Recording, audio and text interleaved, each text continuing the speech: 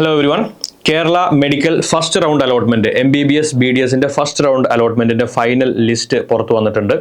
അപ്പോൾ എന്തൊക്കെ ഡോക്യുമെന്റ്സ് ആണ് നമ്മൾ റിപ്പോർട്ടിംഗ് അല്ലെങ്കിൽ കോളേജിൽ അഡ്മിഷൻ എടുക്കാൻ പോകുന്ന സമയത്ത് കൊണ്ടുപോകേണ്ടത്, നോട്ടിഫിക്കേഷനിൽ എന്തൊക്കെ കാര്യങ്ങൾ പറഞ്ഞിട്ടുണ്ട്, നമ്മൾ അഡ്മിഷൻ എടുക്കേണ്ട സമയം, ഡേറ്റുകൾ ഏതൊക്കെയാണ്, എത്രയാണ് ഫീ അടയ്ക്കേണ്ടത്, ആ വക കാര്യങ്ങളിലേക്ക് നമുക്ക് കടക്കാം. നോട്ടിഫിക്കേഷനിൽ പറഞ്ഞിരിക്കുന്ന കാര്യങ്ങൾ, അലോട്ട്മെന്റ് മെമ്മോ നമുക്ക് വെബ്സൈറ്റിൽ ഡൗൺലോഡ് ചെയ്യാൻ പറ്റും, ഡാറ്റ ഷീറ്റ് വെബ്സൈറ്റിൽ ഡൗൺലോഡ് ചെയ്യാൻ പറ്റും. ഈ രണ്ട് ഇൻഫർമേഷൻസ്, രണ്ട് PDF-കളും ഡൗൺലോഡ് ചെയ്ത് നിങ്ങൾ പ്രിന്റ് ചെയ്യേണ്ടതുണ്ട്. അത് കഴിഞ്ഞതിന് ശേഷം ആ അലോട്ട്മെന്റ് മെമ്മോയിൽ എത്രയാണോ ഫീ പറയുന്നത് അത്രയും fees commission of entrance examination CEയിലേക്കാണ് നമ്മൾ പേ ചെയ്യേണ്ടത്. സാധാരണ രീതിയിൽ ഓൺലൈനായിട്ട് പേ ചെയ്യാം, അതുപോലെ തന്നെ പോസ്റ്റ് ഓഫീസുകളിലും പേ ചെയ്യാവുന്നതാണ്. അതിനുള്ള ഡേറ്റ് കൃത്യമായിട്ട് മനസ്സിലാക്കുക. ഓഗസ്റ്റ് 30 മുതൽ സെപ്റ്റംബർ 5 വരെ, അത് വൈകിട്ട് 4 മണി വരെയാണ് സമയം. അത് തന്നെയാണ് ഫീസ് അടക്കാനുള്ള സമയം, അതുതന്നെയാണ് റിപ്പോർട്ട് ചെയ്യാനുള്ള അല്ലെങ്കിൽ കോളേജിൽ പോയി അഡ്മിഷൻ എടുക്കാനുള്ള സമയം. അതിൻ്റെ ഇടയിൽ സാറ്റർഡേ സൺഡേ ഒക്കെ വരുന്നുണ്ട്. അപ്പോൾ വർക്കിംഗ് ഡേ ആണോ എന്നുള്ളത് നിങ്ങൾക്ക് ഏത് കോളേജിലാണോ അലോട്ട്മെന്റ് കിട്ടിയിട്ടുള്ളത് ആ കോളേജുകളുടെ കോൺടാക്ട് നമ്പറിൽ വിളിച്ച് അന്വേഷിക്കാവുന്നതാണ്. ആ കോളേജുകളുടെ വെബ്സൈറ്റും നിങ്ങൾക്ക് ചെക്ക് ചെയ്യാവുന്നതാണ്. നിങ്ങൾക്ക് ഏത് കോളേജിൽ കിട്ടിയോ ആ കോളേജിന്റെ വെബ്സൈറ്റിൽ അഡ്മിഷനുമായി ബന്ധപ്പെട്ടുള്ള ഡീറ്റെയിൽസുകളൊക്കെ ഉണ്ടാവാൻ സാധ്യതയുണ്ട്. അപ്പോൾ കോളേജിന്റെ വെബ്സൈറ്റ് നിങ്ങൾക്ക് ചെക്ക് ചെയ്യാവുന്നതാണ്. അടുത്തതായിട്ട് പറയാനുള്ളത്, സെൽഫ് ഫിനാൻസിങ് കോളേജുകളിൽ കിട്ടിയിട്ടുള്ളവരുടെ ഫീസ്. ഈ വർഷത്തേക്കുള്ള ഫീസ് കൺഫേം ആയിട്ടില്ല, ഫിക്സ് ആയിട്ടില്ല. അതുകൊണ്ട് തന്നെ കഴിഞ്ഞ വർഷത്തെ ഫീസ് എത്രയായിരുന്നു അതാണ് ഇപ്പോൾ അടയ്ക്കേണ്ടി വരിക. എന്തെങ്കിലും മാറ്റങ്ങൾ കോടതിയുടെ തീരുമാനത്തിൽ വരികയാണ് എങ്കിൽ അപ്പോൾ ഫീസിൽ എന്താണോ ചേഞ്ച് വരുന്നത് ആ ചേഞ്ചും കൂടെ അഡീഷണൽ ആണെങ്കിൽ നമ്മൾ പേ ചെയ്യേണ്ടി വരും, അല്ലെങ്കിൽ റീഫണ്ട് ചെയ്ത് കിട്ടുന്നതാണ്. ഇനി സെക്കൻഡ് ഫേസ് അലോട്ട്മെന്റുമായി ബന്ധപ്പെടുത്തിയുള്ള ഡീറ്റെയിൽസ് പിന്നീട് വെബ്സൈറ്റിൽ പ്രസിദ്ധീകരിക്കും എന്നാണ് പറഞ്ഞിട്ടുള്ളത്. പ്രത്യേകം നോട്ട് ചെയ്യേണ്ട കാര്യം, ഓൾ ഇന്ത്യ അലോട്ട്മെന്റിൽ നിന്ന് ഡിഫറൻ്റ് ആയിട്ട് ഓരോ റൗണ്ടുകളും വ്യത്യസ്തമായി അല്ലെങ്കിൽ പുതിയതായിട്ട് ഓപ്ഷൻസ് രജിസ്റ്റർ ചെയ്യാൻ പറ്റുന്ന, അല്ലെങ്കിൽ ഫീ പേ ചെയ്തുകൊണ്ട് നമുക്ക് അലോട്ട്മെന്റ് പ്രൊസീജിയറിലേക്ക് പങ്കെടുക്കാൻ പറ്റുന്ന രീതിയിലല്ല കേരള അലോട്ട്മെന്റ്. അഥവാ ഈ പറയുന്ന ഫസ്റ്റ് അലോട്ട്മെന്റിൽ നിങ്ങൾ ജോയിൻ ചെയ്തില്ല, നിങ്ങൾക്ക് അലോട്ട് ചെയ്ത കോളേജിൽ ജോയിൻ ചെയ്തില്ല, അല്ലെങ്കിൽ ജോയിൻ ചെയ്ത് നിങ്ങൾ വിഡ്രോ ചെയ്യുകയോ ചെയ്തു കഴിഞ്ഞാൽ നിങ്ങൾക്ക് സെക്കൻഡ് തേർഡ് റൗണ്ടുകളിൽ പങ്കെടുക്കാൻ സാധിക്കില്ല. പിന്നീട് സാധിക്കുന്നത് പ്രോബബ്ലി സ്ട്രേ വേക്കൻസി റൗണ്ടിലായിരിക്കും. അപ്പോൾ നിങ്ങൾ കേരളത്തിലെ അലോട്ട്മെന്റിൽ ഇനിയും പങ്കെടുക്കാൻ താല്പര്യപ്പെടുന്നു, അതായത് സെക്കൻഡ് റൗണ്ടിൽ ബെറ്റർ കോളേജ് കിട്ടും എന്ന് പ്രതീക്ഷിക്കുന്നുവെങ്കിൽ ഫസ്റ്റ് റൗണ്ടിൽ കിട്ടിയ കോളേജിൽ അഡ്മിഷൻ എടുക്കുക എന്നത് നിർബന്ധമാണ്.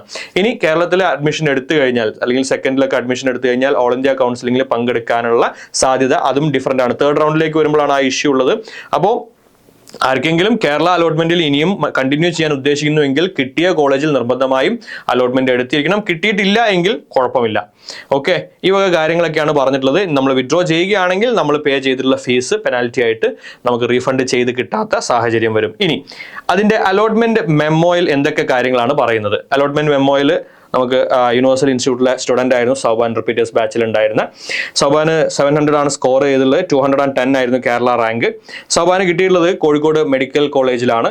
അവിടെ നമുക്ക് ആ അലോട്ട്മെന്റ് മെമ്മോയിലൂടെ കടന്നു പോയി കഴിഞ്ഞാൽ കോഴ്സ് ഫീ 23,150 രൂപ, 23,150 rupees. അതിൽ നമ്മൾ ഓൾറെഡി രജിസ്ട്രേഷന്റെ സമയത്ത് 5,000 rupees അടച്ചിട്ടുണ്ടാവും. റിമൈനിങ് ആയിട്ടുള്ള 18,150 rupees ആണ് നമ്മൾ പേ ചെയ്യേണ്ടത്. അത് ഡേറ്റ് പറഞ്ഞിട്ടുണ്ട്, 30-ാം തീയതി മുതൽ 5-ാം തീയതി വരെയാണ്, 4 മണി വരെയാണ് അതിനുള്ള സമയം. ഡേറ്റ് ഓഫ് ജോയിനിങ്ങും സെയിം ടൈം തന്നെയാണ് പറഞ്ഞിട്ടുള്ളത്. ഫീ പേ ചെയ്യേണ്ട സമയം, ഡേറ്റ് ഓഫ് ജോയിനിങ്ങും ഒന്ന് തന്നെയാണ്. പ്രത്യേകം ശ്രദ്ധിക്കേണ്ട ഒരു കാര്യം, CEയിലേക്ക് നമ്മൾ അടയ്ക്കുന്ന ഈ ഫീസ് കൂടാതെ കോളേജിൽ അഡ്മിഷൻ എടുക്കുന്ന സമയത്ത് അവിടുത്തെ കോഷൻ ഡെപ്പോസിറ്റ്, ലൈബ്രറി ഫീസ്, അതല്ലെങ്കിൽ മറ്റ് ഹോസ്റ്റൽ ഫീസുമായി ബന്ധപ്പെട്ട കാര്യങ്ങളൊക്കെ ഉണ്ടാകും. അപ്പോൾ അഡ്മിഷന് പോകുന്ന സമയത്ത് അതിനൊക്കെയുള്ള ഫീസും കൂടെ നിങ്ങൾ കയ്യിൽ കരുതണം. എത്രയാണ് ഫീസ് എമൗണ്ട് വരുന്നത് കാര്യങ്ങളൊക്കെ നിങ്ങൾക്ക് സ്വാഭാവികമായിട്ടും വിളിച്ച് അന്വേഷിക്കാവുന്നതാണ്. ഏത് കോളേജിലാണോ നമുക്ക് അഡ്മിഷൻ കിട്ടിയത് അവിടുത്തെ കോൺടാക്ട് നമ്പറൊക്കെ നമുക്ക് ഓൺലൈനിൽ സെർച്ച് ചെയ്താൽ കിട്ടുന്നതാണ്. ഇനി ഡോക്യുമെന്റ്സ് നമ്മൾ കൊണ്ടുപോകേണ്ടത്, ഓഫ് കോഴ്സ് ഡാറ്റ ഷീറ്റ് നമുക്ക് വേണം, അലോട്ട്മെന്റ് മെമ്മോ വേണം, അതുപോലെ തന്നെ certificate, proof of birth, date of birth prove ചെയ്യുന്നതിനുള്ള certificate, that means SLC book മതിയാകും, അല്ലെങ്കിൽ ഡേറ്റ് ഓഫ് ബർത്തിന്റെ സർട്ടിഫിക്കറ്റ് എടുക്കാവുന്നതാണ്. അതുപോലെ തന്നെ ട്രാൻസ്ഫർ TC, അതുപോലെ തന്നെ ഒറിജിനൽ മാർക്ക് ലിസ്റ്റ് ഹയർ സെക്കൻഡറിയുടെ, നീറ്റ് UGയുടെ നാറ്റ, അത് ഉദ്ദേശിക്കുന്നത് കീമിൽ ഇപ്പോൾ എഞ്ചിനീയറിംഗും മെഡിക്കലും ഒക്കെ നടക്കുന്നതുകൊണ്ട് നീറ്റ് UGയുടെ സ്കോർ കാർഡാണ് നിങ്ങൾ കൊണ്ടുപോകേണ്ടത്. അത് തന്നെ പ്രത്യേകം ഓർമ്മിപ്പിക്കുന്നു, ലേറ്റസ്റ്റ് സ്കോർ കാർഡ്, കാരണം 2-3 പ്രാവശ്യം റിവൈസ് ചെയ്തു ആയതുകൊണ്ട് അത് ലേറ്റസ്റ്റ് സ്കോർ കാർഡാണ് നമ്മുടെ കയ്യിലുള്ളത് എന്ന് ഉറപ്പുവരുത്തുക. മൈഗ്രേഷൻ സർട്ടിഫിക്കറ്റ് വേണമെങ്കിൽ നമ്മൾ പുറത്തുനിന്ന് വന്നിട്ട് ഇങ്ങോട്ട് ജോയിൻ ചെയ്യുന്നവരാണ് എങ്കിൽ ഒക്കെയാണ് അതിൻ്റെ ആവശ്യം വരിക. പിന്നെ ഫീ അടച്ചതിൻ്റെ റെസിപ്റ്റ് കൃത്യമായിട്ടും പ്രിന്റ് ചെയ്ത് കൊണ്ടുപോകണം. അത് പലരും മറക്കുന്ന ഒരു കാര്യമാണ്. എലിജിബിലിറ്റി സർട്ടിഫിക്കറ്റ് വൺസ് അഗൈൻ പുറത്തുനിന്ന് പഠിച്ചവരാണ്, 12th പുറത്ത് കംപ്ലീറ്റ് ചെയ്തവരാണ് എങ്കിൽ അത് കേരളത്തിലെ പഠിച്ച സ്റ്റുഡൻസിന്, അതായത് HSC VHSC പഠിച്ച സ്റ്റുഡൻസിന് ആവശ്യമില്ല. അല്ലാത്തവർക്ക് അത് 12th നമ്മുടെ HSCക്ക് ഇക്വലന്റ് ആണെന്ന് കാണിക്കുന്ന കുഹാസിന്റെ സർട്ടിഫിക്കറ്റ് ഇപ്പൊ നിർബന്ധം ഉണ്ടാവില്ല. അത് നമ്മൾ അഡ്മിഷനൊക്കെ എടുത്തതിന് ശേഷം നമ്മൾ അത് പ്രൊഡ്യൂസ് ചെയ്താൽ മതിയാവും. ഓക്കെ. ഇനി ഫിസിക്കൽ ഫിറ്റ്നസ് സർട്ടിഫിക്കറ്റ് ഒന്നും അത്ര നിർബന്ധമുള്ള കാര്യങ്ങളല്ല, കോളേജിൽ വിളിച്ച് അന്വേഷിക്കാവുന്നതാണ്.